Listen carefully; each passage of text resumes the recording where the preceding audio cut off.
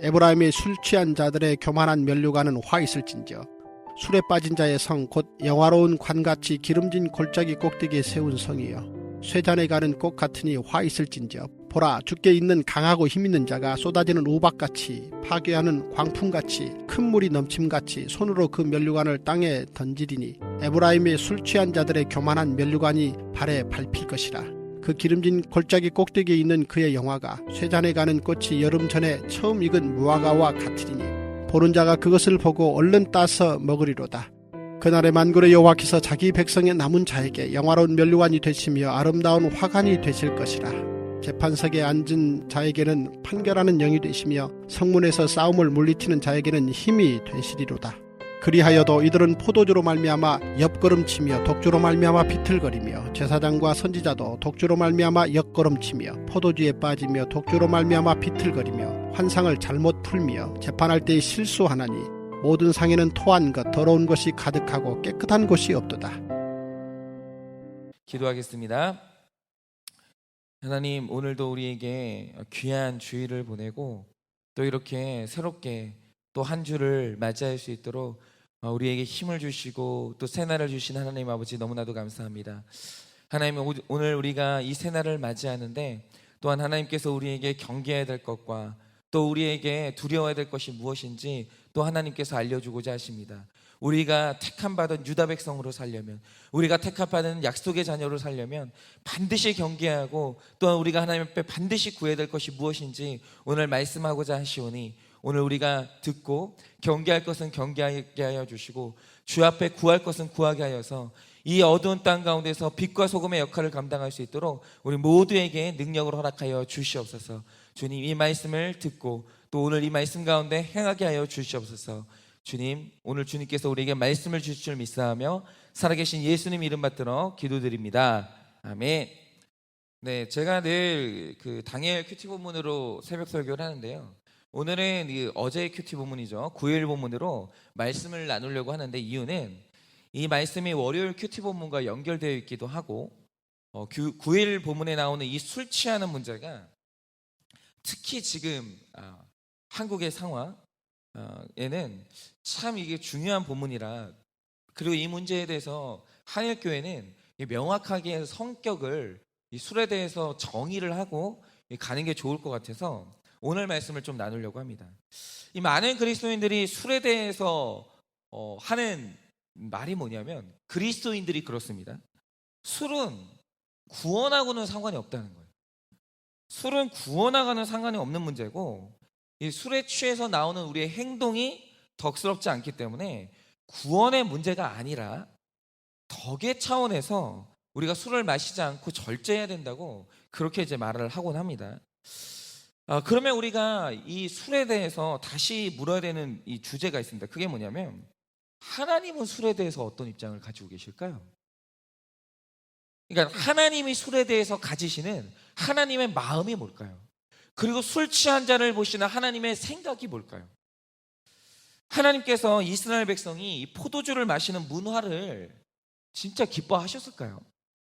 오늘 좀 그거를 나누려고 하는데요. 자, 오늘 이제 본문을 이야기하기 위해서 우리가 먼저 이제 요엘서 1장의 내용을 좀 반드시 언급을 해야 됩니다. 요엘서를 보면 술과 관련해서 굉장히 주목해 볼 만한 내용이 있습니다. 그게 뭐냐면, 어느 날 이 유다 땅에, 이 표현은 절대로 과장이 아닙니다. 당시로서는 핵폭탄이 떨어진 것 같은 그 어마어마한 재앙이 요엘이 살던 그 시대에 유다 땅에 임했습니다. 그게 이제 1장 4절에 나오는데요. 이런 구절이 있습니다. 팥중이가 남긴 것을 메뚜기가 먹고, 메뚜기가 남긴 것을 느치가 먹고, 느치가 남긴 것을 황충이 먹었도다. 그런데 여기서 팥중이, 메뚜기, 느치, 황충은 전부 다 이 메뚜기의 다른 종류를 얘기하는 겁니다. 그런데 갑자기 어느 날 유다 땅에 메뚜기 떼가 습격을 한 겁니다. 그런데 이게 왜 메뚜기 떼가 습격하는 게 무슨 핵폭탄과 같은 충격인가 싶겠죠. 근데 여러분 아시는지 모르겠는데 메뚜기의 수명이 4년이거든요.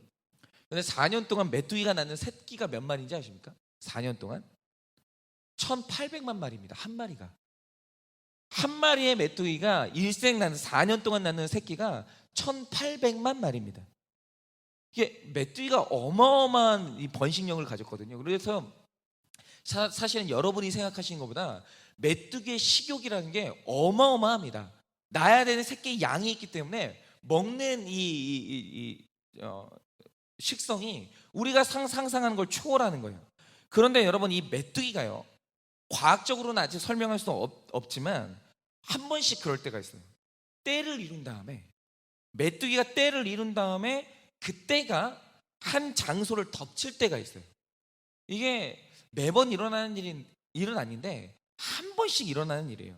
특별히 1915년에 이스라엘과 시리아의 메뚜기 떼가 출현한 적이 있어요.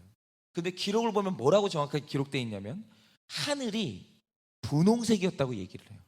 이 말 뜻이 뭐냐면 사람들이 하늘을 볼 수 없을 정도로 메뚜기 떼가 덮어버린 거예요. 여러분, 그런 때가 있었다라는 거 TV에서 이제 보셨었죠. 그런데 이렇게 메뚜기가 한번 떼를 지어서 어떤 장소를 습격하면 거기에 휩쓸고 지나가면 푸른색의 생명체가 남지 않아요. 그러니까 그 땅에 아예 메뚜기 떼가 임하면 그 해에는 그 땅에 먹을 게 없어지는 거예요. 굶어 죽어야 되는 거예요. 그러니까 지금은 아니지만 그 당시에 메뚜기 떼가 습격한다는 건 그러니까 그 나라의 생사를 좌우하는 핵폭탄이 떨어진 것과 거의 비슷한 충격이었던 겁니다. 그런데 이 무서운 메뚜기 떼가 요엘서의 때 4번, 즉 메뚜기 떼가 한번 덮쳤는데 그 다음에 느치 떼가 덮치고 그 다음에 황충이 떼가 덮치고 그 다음에 팥중이 떼가 덮친 거예요. 그러니까 여러분, 남은 게 있었겠냐고. 그러니까 1장 2절을 보면 요엘이 뭐라고 기록하냐면 이스라엘 역사에는 이런 때가 없었다라고 그렇게 기록하는 거예요. 그러니까 기가 막힌 습격이 있었던 거예요. 그러니까 이거는 모두가 아는 사실이 뭐냐면 이게 이쯤 되면은 이건 자연현상이 아니라 초자연적인 현상이었던 거죠. 그래서 요엘이 이 현상을 놓고 하나님, 도대체 이 메뚜기 떼를 왜 보내셨습니까? 라고 물은 거예요. 그런데 이스라엘 백성들은 이 현상을 놓고 재앙이 임했다고 부르짖었는데 하나님은 그걸 보고 내가 사실은 이 메뚜기 떼가 너희에게 베푼 나의 사랑이야 라고 하셨단 말이죠. 왠지 아십니까?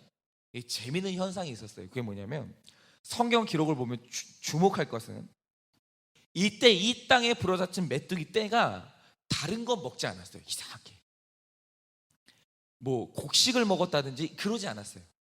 다행히 메뚜기 떼가 사람들이 먹을 건 남겨놨어요. 그런데 이스라엘 백성들이 울부짖었단 말이죠. 먹을 게 있는데도. 왜일까요? 이게 뭐냐면 이상하게 메뚜기 떼가 다른 건 놔두고 집중적으로 먹어치운 게 있었어요. 그게 뭐냐면 포도나무만 집중적으로 먹어치웠어요.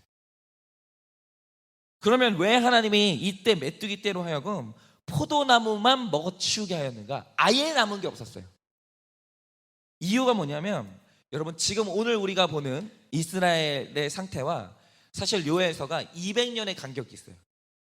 그러니까 이사야가 200년 전에 먼저 태어났고 그 다음에 요엘 선지자가 200년 후에 태어났는데 문제는 뭐냐면 지금 우리가 읽은 이사야의 때와 요엘서 이때까지 이스라엘 백성들의 평안기와 그리고 이스라엘 백성들의 우상숭배가 만나면서 일어난 일이 뭐냐, 이스라엘 백성들의 상태가 포도나무 자체가 땅에서 사라지지 않는 한 술을 끊을 수 없을 정도로 집단 알코올 중독 상태였어요. 이게 이스라엘 가운데 굉장히 심각한 문제였습니다. 여러분 아시는지 모르겠지만 우리가 흔히 알고 있는 바알 신앙이 있잖아요. 이 바알 신앙에 반드시 들어가는 게 뭐냐면 술 마시는 문화예요. 그러니까 바알 신전에 들어가면 3가지가 있는데 그 3가지가 뭐냐면 성, 고기, 술이에요. 그러니까 바알 신전에 들어가면 신전의 이 제사 자체가 뭐가 있냐면 남녀가 성관계를 해야 되고 그 다음에 성관계가 끝난 다음에 거기서 싸게 파는 고기를 먹고 그 다음에 술을 잔뜩 마시는 거예요. 그래서 여러분, 그 당시에 바알 신전에만 가잖아요. 스트레스 다 풀고 오는 거예요. 정말 사람이 거부할 수 없는 신앙이 바알 신앙이었어요. 그런데 종교라는 이름으로 그 나라에 평안기와 바알 신앙이 만나니까 어떻게 됐냐면 이스라엘 백성들이 집단 알코올 중독으로 들어간 거예요. 하나님이 이게 얼마나 싫으셨는지, 그러니까 재판장들이 술에 잔뜩 취해가지고 이 판결을 하기 시작하고, 그 나라에 있는 제사장들이 술에 잔뜩 취해가지고 비틀비틀하면서 예배를 인도하는 거예요. 제사를 인도하는 거예요. 그러니까 여러분, 제사가 됐겠습니까? 성도들이 와가지고 자기의 죄를 이야기하고 자기의 어떤 그 기도 제목을 얘기하는데, 그걸 듣고 있는 제사장들이 술에 잔뜩 취해 있는 거예요.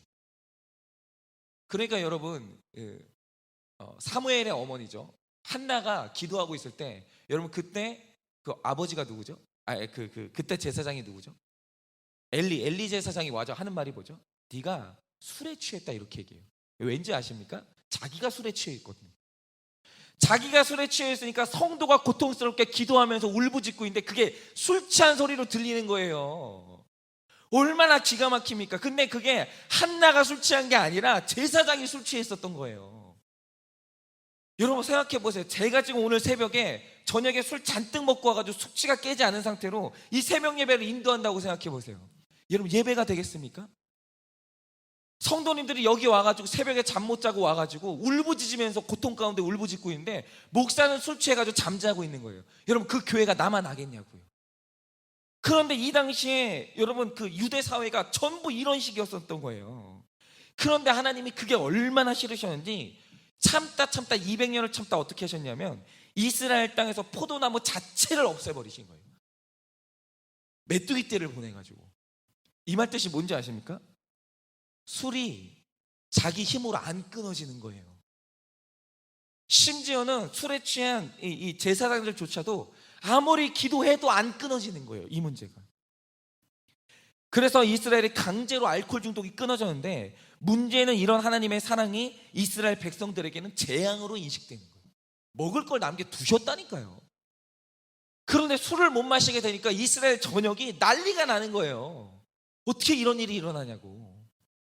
여러분, 사실 우리가, 하나님께서 우리에게 재앙을 주실 때 우리에게 임하는 고통이 다 뭔지 아세요? 하나님이 중독을 끊으신데 그 중독에 대한 고통이에요. 인정 중독, 관계 중독, 돈 중독, 쾌락 중독, 성공 중독. 하나님이 이거 끊으시는데, 이게 없을 때 먹을 게 없어서 하나님을 원망하는 게 아니고요, 중독을 끊으니까 하나님을 원망하는 거예요, 지금 이 시대가.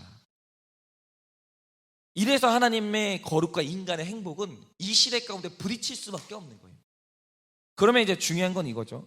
하나님이 술을 왜 이렇게 싫어하실까요? 이게 매우 중요한데, 여러분 1절과 5절을 보면 이 9절에 완벽한 대비가 있어요. 그게 뭐냐? 자, 술이 사람에게 선물하는 게 있다고 하죠. 그게 뭡니까? 그 머리에 영화로운 면류관을 씌워준대요, 술이. 그런데 더 놀라운 건 5절을 보세요. 5절을 보면 무슨 구절이 있죠? 만군의 여호와께서도 자기 백성의 남은 자에게 선물하는 게 뭐예요? 똑같이 영화로운 면류관이에요. 그런데 이 표현을 도대체 어떻게 해석해야 되냐라고 하면, 자, 면류관을 어디에 쓰는 거죠? 머리에 쓰는 거죠. 이 말 뜻이 뭐냐면, 술도 사람의 머리에 자기 면류관을 씌우려고 해요. 그런데 재밌는 거 뭐냐면, 하나님도 사람의 머리에 자기 면류관을 씌우시려고 해요. 그러니까 지금 술과 하나님이 서로 사람의 머리에 자기 면류관을 씌우시려고 싸우고 있는 거예요. 이 말 뜻이 뭐겠습니까? 성령이든 술이든 한쪽이 충만하다고 할 때 그 충만함이 어느 기관의 충만함이냐? 가슴이 아니에요. 술과 성령 충만이, 그 충만함을 붓는 기관이 어디냐면 그게 바로 사람의 머리예요. 그러면 알코올이 머리에 면류관이 돼서 충만해지면 어떤 일이 일어나며, 성령이 우리 머리에 면류관이 돼서 성령이 우리 머리에 충만하게 되면 어떤 일이 일어나냐라는 겁니다. 바로 이게 성령 충만과 술이 절대로 만날 수 없는 이유예요.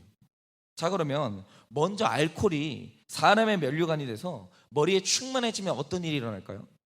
많은 분들이 이 술을 각성제라고 오해하시는 분들이 있어요. 왜 그렇잖아요. 술 마시면 갑자기 말없던 사람들이 입이 터지게 되고, 감정을 표현하지 못하는 사람이 이제 감정을 표현하니까 술이 사람을 깨어나게 한다라고 생각을 하는 거예요. 그런데 놀랍게도 책을 보면 술은 각성제가 아니라 마취제예요. 근데 재미있는 건 이겁니다. 술이 집중적으로 마취를 시키는 머리에 부분이 있어요. 그게 뭐냐면 뇌에서도 집중적으로 마취시키는 부분이 어디냐면 중추기관이에요. 이제 술이 이게 재밌는 거예요. 그런데 여러분, 이 중추기관이 담당하는 게 뭔지 아세요? 이겁니다. 균형, 절제. 그래서 술을 마시면 비틀비틀하죠. 왜냐면 중추기관이 마비되면서 절대로 똑바로 걸을 수가 없어요. 균형을 못 잡는 거예요. 절제가 없어지고 자율성, 윤리, 이해력, 판단력 이런 것들을 담당하는 게 중추기관이에요. 그러니까 이 부분은 뭐냐면 사람이 죄로 타락할 때 하나님이 짐승과 사람을 구분시키기 위해서 딱 하나 남겨놓은 인간의 선한 부분이 뭐냐? 이게 중추기관이에요. 그리고 이게 굉장히 영적인 기관인 게 뭐냐면 우리가 하나님을 인격적으로 만날 때 이 중추기관이 마비되면 어떤 일이 일어나냐면 일단 인간의 상태가 짐승 수준으로 떨어지는데 이상한 건 술 취한 상태에서 모든 영적인 활동이 불가능해져요. 해보세요. 하나님이 극도로 싫어하셨던 게 이거예요. 하나님께서 엘리 제사장에게 너무너무 분노하셨던 게 뭐냐면 여러분 제사장이 술을 마시고 지금 제사를 하러 성전에 와요. 이 말 뜻이 뭐냐면 제사장이 술을 마시게 되면 영적인 활동을 아예 못해요. 그 이상한 거예요. 중추기관이 마비가 되면 영적인 활동이 완전히 끊어지는 거예요. 여러분 술 취한 사람이 깨달음이라는 인간 인생의 가장 인간이 변화되는 가장 고상한 순간을 경험할 수 있을 것 같으세요? 여러분 잘 들으세요. 술 취한 사람은 깨달음 불가능해져요. 안 돼요 그게. 여러분 술 취한 사람이 깊이 기도하는 거 본 적 있으세요? 저는 그런 걸 본 적이 없어요. 그런데 재밌는 건 뭐냐면 술에 취한 사람이 범죄는 가능해져요. 이상해져요. 죄를 짓는 데는 너무 수월해져요. 그러니까 성령의 역사를 경험하는 거 딱 마비가 되는데 중추기관이 마비되는 순간부터 범죄, 죄를 지을 가능성은 점점 커지는 거예요. 이게 중추기관이 그래서 영적인 기관인 거예요. 여러분 바로 이거죠. 술이 사람의 면류관이 돼서 알코올이 머리에 충만해지는 순간 하나님과 우리의 유일한 소통 창구인 중추기관이 마비되면서 일체의 영적인 활동이 중지돼요. 술 취한 순간만큼은. 그래서 4절 말씀처럼 술에 취한 사람은 처음 익은 열매를 보는 사람마다 무차별적으로 따먹듯이 술에 취한 사람은 사탄이 그 사람을 삼키는 일이 과일 먹듯이 쉬워져요. 그래서 멀쩡한 사람도 심지어 검사장도 전부 다 어떤 입에 담을 수 없는 일을 가지고 성적인 범죄를 저질렀다가 그 직위에서 끌어내려질 때 10중 8구 그 상태가 어떤 상태였냐? 술 취한 상태였어요. 우리나라의 미투 운동이 처음 터졌을 때 여검사가 나가지고 폭로를 했잖아요. 어떤 검사가 자기를 성추행했다고. 그 상태가 언제였는지 아세요? 만취 상태였어요. 만취 상태. 여러분 감히 여러분 검사가 사람들이 다 모여있는 장례식장에서 여러분 자기 부하의 신체를 만지는 게 여러분 맨정신으로 가능할 것 같으세요? 사람들이 다 보고 있는데 심지어는 자기 옆에 장관이 있었어요. 법무부 장관이. 근데 여러분 어떻게 그게 가능하죠? 만취 상태였을 때 하나님이 그 사람을, 그러니까 사탄이 그 사람을 과일 먹듯이 먹는 게 쉬워지는 상태가 언제냐? 술 취했을 때예요. 그러니까 하나님이 이걸 좋아하시겠냐고요. 그런데 재미있는 건 성령님이 그 사람의 면류관이 돼서 그 사람의 머릿속을 충만하게 채우면 어떤 일이 일어나는지 아십니까? 제가 아까 중추기관이 맡는 역할을 말씀드렸잖아요. 그런데 이 중추기관이 강력한 힘을 발휘할 때 가능해지는 게 있어요. 그게 뭐냐면 성령의 9가지 열매가 그때 맺어지는 거예요. 여러분 한번 성령의 9가지 열매를 보세요. 사랑, 희락, 화평, 오래 참음, 자비, 양선, 온유, 충성, 온유, 절제. 여러분 이 목록을 딱 보고 있으면 이게 뭐냐? 중추기관이 강력한 힘을 발휘하지 않으면 맺을 수 없는 열매가 성령의 9가지 열매. 즉 성령이 충만하다고 할 때 성령님이 활성화시키는 머리의 부분이 어디냐? 그게 바로 중추기관이에요. 그러니까 술은 중추기관을 마비시키는데 성령님은 중추기관을 활성화시키는 거예요. 그래서 갈라디아서 5장 18절을 보면 술 취함과 성령 충만을 절대로 함께 갈 수 없는 대척점에 놔요. 그러니까 술 취하면 성령 충만 못해요. 절대 안 돼요. 그런데 성령 충만하면 성령님이 술 취하는 걸 용납을 안 해요. 너무너무 싫어하세요. 너무너무. 그래서 여러분 오늘 우리 한일교회는, 그리고 오늘 이 설교를 이제 외부로 들으시는 모든 성도님들에게 권면을 드릴 것은, 여러분 정확히 말씀드립니다. 술 취하는 일은 하나님이, 성령님이 정말 싫어하시는 일입니다. 술 취하는 이 일은 우리 구원에 매우 심각한 문제가 됩니다. 그러나 인생의 목표가 거룩이 되는 모든 성도님들은 술의 면류관이 아니라 성령의 면류관을 그 머리에 쓰시기를 바랍니다. 다들.